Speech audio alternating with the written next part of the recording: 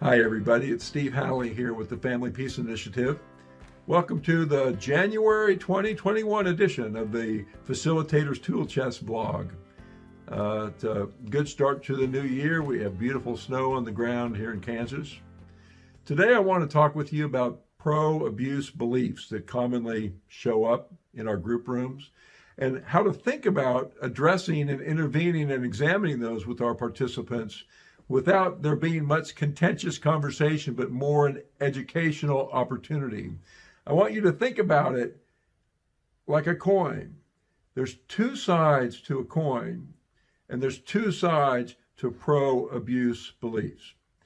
And when we're able to examine both sides of those, it creates doorways into great opportunities for discussion. So for example, when you finally arrive in the conversation of I'm the man of the house and my needs come first and I am to be served and I wear the pants in the family and all those kind of entitled beliefs that commonly show up in the group room, right? That's a really good start. But the other side of the coin is, what do we believe about our partner? If I believe I'm the king of the castle, what are they?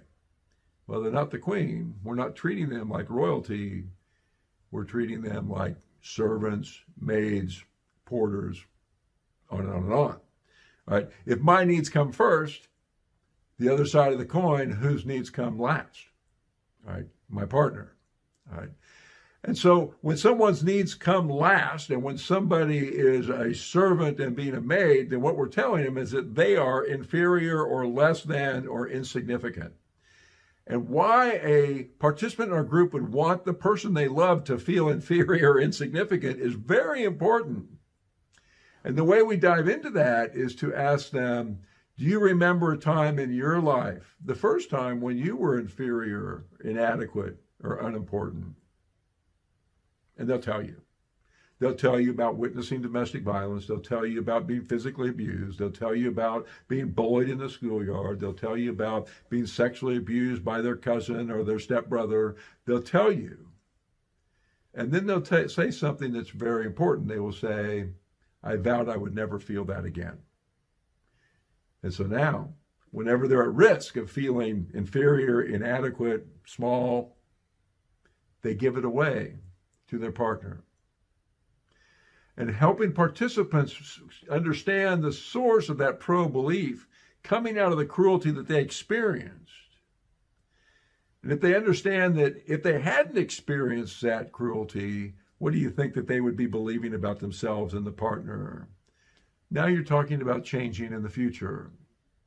And it's how to use the river of cruelty and our sources of our beliefs to be able to help our participants create consideration for positive change. It's very powerful. It's a great conversation. And you can do this in your group room the next time you're in a conversation about beliefs. Just start with both sides of the coin. It's not enough to just stay with, oh, you're the man of the house and we need to change that belief. But it's understanding the source. And when we see the source and how it's playing out, then the participants will make decisions about how to interact differently in their relationships.